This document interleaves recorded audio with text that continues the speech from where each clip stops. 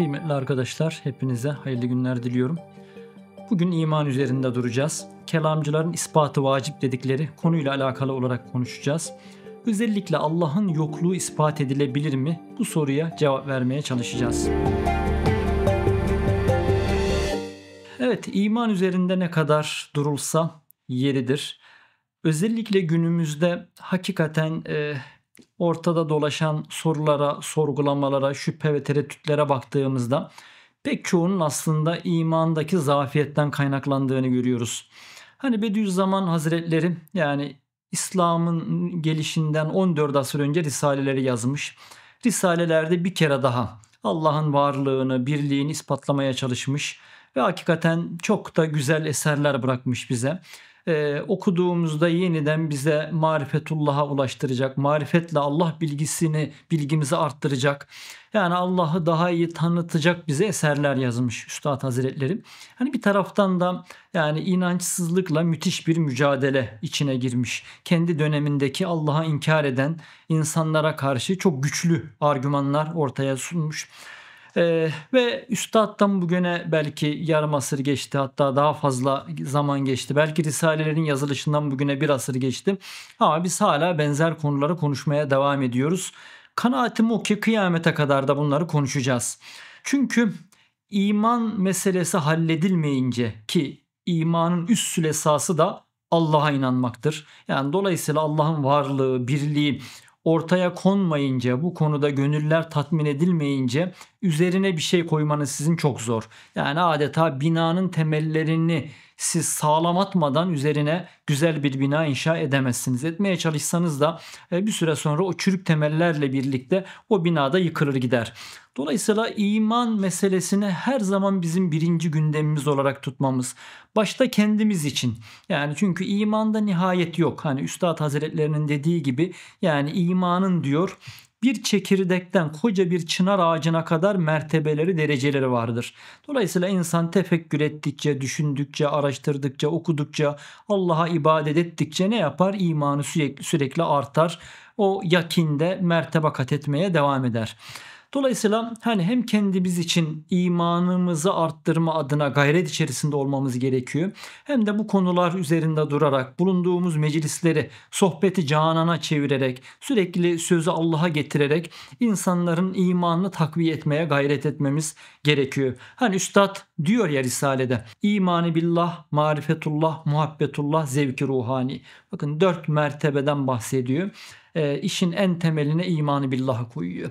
Çünkü imanı billah olmadan onun üzerine bir şey koyamazsınız. Allah'ın varlığını, birliğini kabul etmeden, ispatlamadan, bu konuda gönlünüz tam itminana ermeden marifetullah'a, Allah'ı tanıma adına elde edeceğiniz bilgiler de bir yönüyle temelsiz kalacaktır. Onu sevmeniz, tanımadığınız bir zatı sevmeniz zaten mümkün olmayacaktır. O konuda zevki ruhani zaten işin artık en zirve noktası olduğu için oralara hiç ulaşamayacaktır insan. Dolayısıyla hani ahlaktan da, ibadetlerden de işte daha başka dini meselelerin de önünde ne vardır? İmanı billah vardır. Ve günümüzde özellikle şu son zamanlarda artık yani işte internetin gelişmesiyle, hasaten sosyal medyanın gelişmesiyle birlikte yani imana müteallik sorular, sorgulamalar, şüpheler havada uçuşmaya başladı. İşte birisinin çektiği bir video yani on binlerce, yüz binlerce, milyonlarca insana ulaşabiliyor.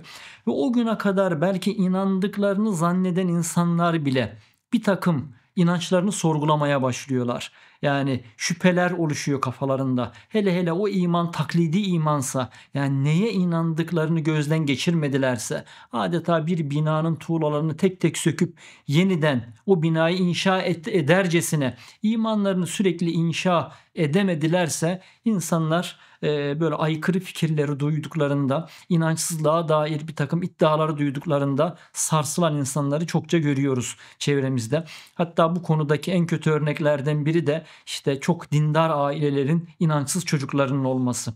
Yani o çocuklara zamanında vermemiz gerekenleri veremeyince imana dair, Allah'a dair yani sağlam bir manevi beslenmeye tabi tutamayınca ki zaten çocukların 9-10 yaşına kadar belki tesir edebiliyoruz. Ya ondan sonra artık bir şeyleri anlatmak istesek de anlatamıyoruz. Dinletmek istesek de dinletemiyoruz.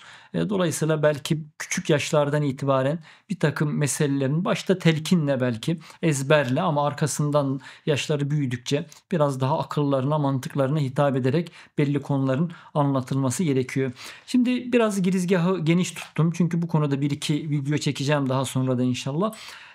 Ya bugün hani en başta söylemiştim. Yani Allah'ın yokluğu kabul edilebilir mi? Yani bazıları bunu yapmaya çalışıyorlar. Yani yokluğu ispatlamaya çalışıyorlar.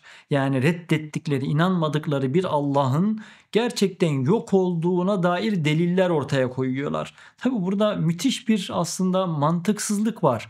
Yani siz olmadığını düşündüğünüz bir varlık hakkında konuşur musunuz? Ya biz dünyada nelerin hakkında konuşuyoruz? Hani bildiğimiz, tanıdığımız, ellediğimiz, tuttuğumuz, zevk ettiğimiz, gördüğümüz, tecrübe ettiğimiz varlıklar hakkında konuşuyoruz. Ya bilimler neyi inceliyor bugün? Görünen, var olan varlığı inceliyorlar. Ya deneyler yapıyorlar, gözlemler yapıyorlar, işte laboratuvarlarda bir takım araştırmalar yaparak ya o varlığın esrarını anlamaya çalışıyorlar. Yani yeryüzündeki o sebeplerin işleyişini çözmeye çalışıyorlar. Ama mesela Allah'a geldiğinde siz evet biz Müslümanlar olarak bir Allah'a inanıyoruz ve inandığımız Allah'ı tanıtmaya çalışabiliriz, tanımaya çalışabiliriz. Yani onun eserlerine bakarak o eserler üzerinde o eserleri yapan müessir hakkında fikir sahibi olmaya çalışırız. Ki bunu biz hani bir kitabı okuduğumuzda değil mi onun yazarı hakkında da bir takım kanaatler elde ediyoruz. İşte bir heykele baktığımızda onun heykeltıraşının sanat zevkine dair bir takım bilgiler elde ediyoruz. Ya bunun gibi kainata bakarak veya işte Allah'ın gönderdiği ilahi vahyi okuyarak Rabbimiz hakkında konuşuruz, tanımaya çalışırız. Fakat bir insan yani Allah'ı kabul etmediği gibi yokluğuna inanıyor ve yokluğunu ispat etmeye çalışıyorsa yani böyle bir gayret ve cehdin neye tekabül ettiğini zannediyorum göremiyorlar. Veya işte o küfür ve inançsızlık herhalde diyorum akıllarını perdeliyor ki neyle meşgul olduklarına dönüp bakmıyorlar. Şuradan girelim isterseniz. Bediüzzaman Hazretleri inançsızlığı ikiye ayırır. Der ki bir ademi kabul vardır, bir de kabulü adem vardır. Bakın Üstad bunu risalelerde bilmiyorum belki 4-5 yerde izah eder. İkisi aynı gibi gözükür. Yani ademi kabul, kabulü adem. Ademi kabul, kabul etmemek demektir. Ademi kabulü adem ise yokluğu kabul etmek demektir. Yani fark nedir peki aralarında? Yani belki okuyup geçiyoruz, üzerinde detaylı düşünmüyoruz. Gerçi üstad kendi de bu kavramları açıklamaya çalışıyor ama biraz yakından bakmakta fayda var. Bu çünkü yani inançsızlığın tabiatını anlamamız adına veya inançsız insanların nerede durduğunu tespit edebilmemiz adına üstadın bu ayrımı çok işe yarayan bir ayrım arkadaşlar. Şimdi bir insanın ademi kabulü kabul etmemesi yani reddetmesi demek. Yani Allah'ın olmadığını düşünüyor veya Allah var diyenlerin o iddialarını kabul etmiyor. Dolayısıyla da bir çeşit aslında bunun altında ne var? Bir lakaytlık var, ilgilenmeme var. Yani kafa yormama var. Hani günümüzdeki agnostikleri belki bu gruba sokabiliriz. Nihilistleri bu gruba sokabiliriz. İşte deistler gerçi Allah'ın varlığını kabul ediyorlar ama tasarruflarını kabul etmiyorlar. Dolayısıyla onları bundan ayırmak lazım. Yani bilmiyorum relativistlerin bir kısmını bu gruba sokabiliriz. Veya daha başka artık günümüzde değişik izimler sürekli yeni izimler de çıkıyor.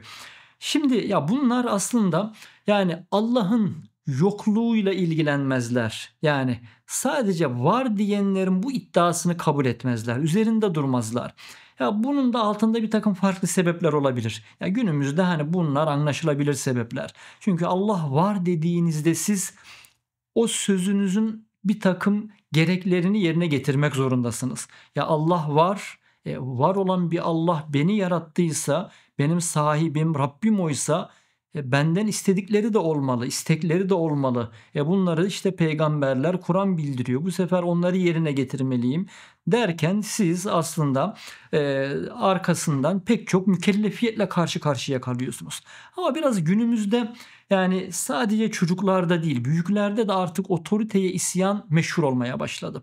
Yani insanlar biraz bu aslında ferdiyetçiliğin yani bireyciliğin veya hümanizmin bir sonucudur. Rasyonalizmde yine böyle bir şey vardır. Yani aydınlanma düşüncesinden bugüne gelen bir şey aslında ama günümüzde giderek yükseldi. Yani insanlar hakikatin ölçüsü olarak kendilerini görmek istiyorlar. Kendi hayatlarını kendi tercihlerine göre yaşamak istiyorlar. Kendi tercihlerinde kendi akıllarının, mantıklarının dışında dış bir otoritenin müdahalede bulunmasını kabul etmek istemiyorlar. Yani bir yönüyle özgürlük işte modern özgürlük de aslında bunun sonucu. İstediği gibi hayatı yaşama. Yani hiçbir sınırlamaya tabi tutulmama. Hiçbir şekilde engellenmeme. Canı ne istiyor? Yani işte şu harammış, bunu yapma, şunu yapma. Yani dolayısıyla insanlar böyle bir takım kırmızı çizgilerle karşılaşmadan hayatlarını yaşamak istiyorlar.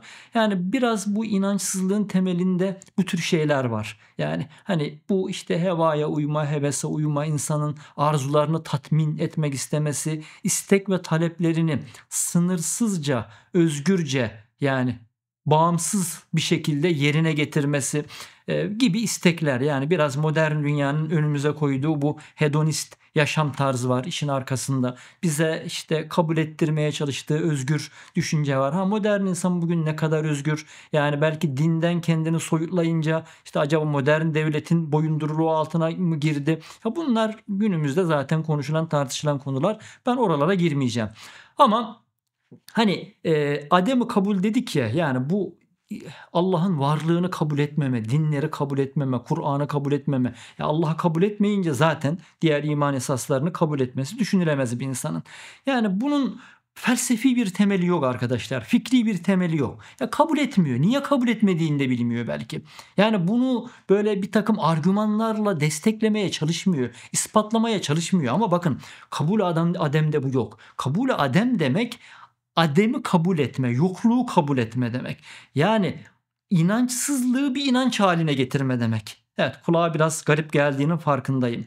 Yani inançsızlığı, Allah'ın yokluğunu inanç haline getiriyorsunuz. Yani Allah'ın yok olduğuna inanıyorsunuz.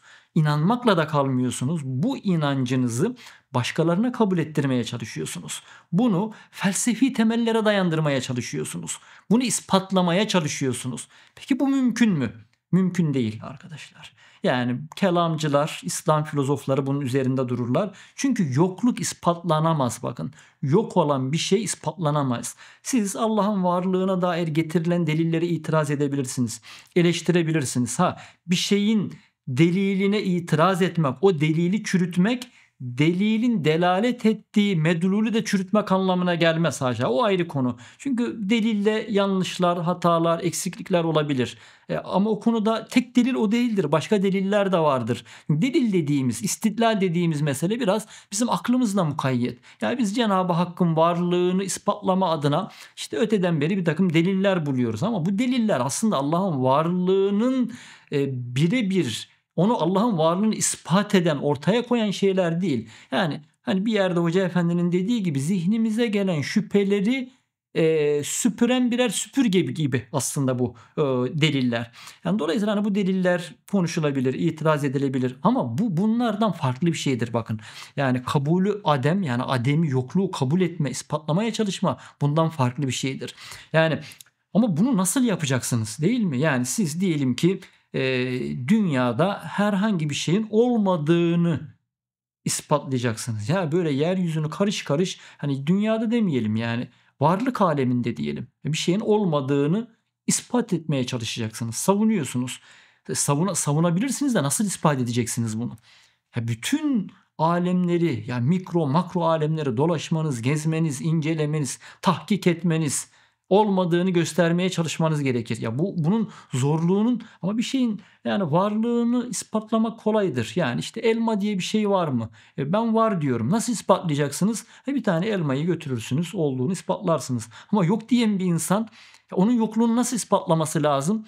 O muhataplarını adeta bütün alemlerde, zamanlarda, mekanlarda gezdirmesi, dolaştırması, olmadığını göstermesi lazım. Bu mümkün mü peki? Yani günümüzde hani daha ziyade ademi kabulün işte relativizm tarafından, ne bileyim agnostizm tarafından, işte nihilizmle vesaire ifade edileceğini söylemiştik. Peki kabul ademi ne temsil ediyor dediğinizde herhalde ben bunu günümüzdeki bir takım akımlarla ilişkilendirecek olsam pozitivizm ve materyalizm derim arkadaşlar. Çünkü biraz pozitivizm ve materyalizmde bu vardır. Yani gerçekten Allah'ın varlığıyla ilgilenmeme değildir çünkü onlar. Yani Allah'ın yokluğu üzerine bir şey bina etmedir. Yani bunlar artık günümüzde hükmünü epey kaybetti. Aslında ben günümüzde insanlığın kabul-i ademden adem-i kabule doğru geldiğini düşünüyorum. Ki bu bir kazanım aslında. Çünkü yani Allah'ın yokluğunu felsefi olarak ispatlamaya çalışan, yani yokluğu ispatlamaya çalışan bir insana, buna inanmış, başkalarını inandırmaya çalışan bir insana Allah'ı anlatmak gerçekten zordur. Ama yani inanmıyorum diyor. Yani ama bir fikri, felsefi temele dayanmıyor. Ya onun inançsızlığın önünde bir takım engeller vardır. Onun takıldığı şeyler vardır. Yani kör noktalar vardır. Bunları tespit edip onu ayna tutabilirseniz onu inandırmanız çok daha kolay olabilir. Velhasılı kelam, evet, bu konu üzerinde inşallah bir sonraki derste de Allah'ın varlığı ispatlanabilir mi? O soruyla devam etmek istiyorum. Yani buradan başladım ki diğerine de yol açılsın, ona da bir temel olsun diye. Yani Allah'ın yokluğu ispatlanamaz ve bunu ispatlayabilen olmamıştır baktığımızda tarihte. Çünkü ya böyle bir uğraş bile abestir. Yani olmadığını inandığınız bir şeyle siz ilgilenmezsiniz. Onu ispatlamaya çalışmazsınız. Yani herhalde inanç dışında, Allah'ın varlığı dışında başka bir varlıkla ilgili böyle bir şey mevzu bahis bile olmamıştır. Mevzu bahis bile. Ama mesela iman küfür olunca, de küfürde ısrar olunca, taannüt, tekebbür gibi şeyler içine girince maalesef bu tür yanlış yollara girilebiliyor. Daha doğrusu çıkmaz sokaklara girilebiliyor. Ve orada insanlar maalesef bir ömür bazen yanlış bir akıl yürütmeyle, yanlış bir muhakemeyle hayatlarını geçirebiliyorlar. Evet, bir sonraki derste dediğim gibi bunun tersi soruyu soracağım. Yani peki hani günümüzde, çünkü bu da tartışılan bir şey. Yani Allah'ın varlığı ispat edilebilir mi? Oradaki ispattan ne anlıyoruz, delilden ne anlıyoruz? Bunun ne kadar mümkün olup olmadığını da inşallah sonraya bırakalım. Evet, bugünlük bununla iktifa ediyorum. Hepinize hayırlı günler diliyorum. Bir sonraki derste görüşmek üzere arkadaşlar.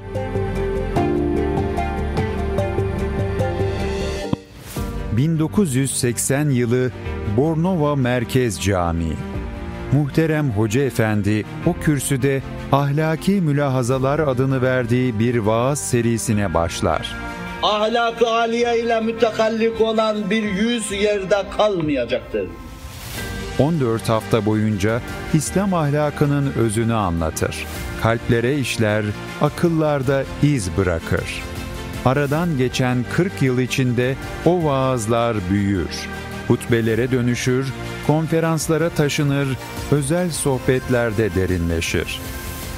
Ve şimdi o ahlak anlayışı sadece sözde değil, örnek bir hayatın satırlarında vücut buluyor. Hoca Efendi'nin 40 yıla yayılan ahlaki mirası, nazari ve ameli boyutlarıyla bir araya getirildi. Bu eser sadece bir kitap değil, İslam ahlakına davet eden içten bir çağrı, zamana emanet edilmiş bir hakikat vesikası. Hoca Efendi'nin bizzat müşahede edip onayladığı bu eser, bugün ahlaklı bir toplumun inşasında önemli bir rehber olarak sunuluyor. Derin Müslümanlık Süreyya Kitap'ta. Süreyya Kitap, süreyyakitap.com'da.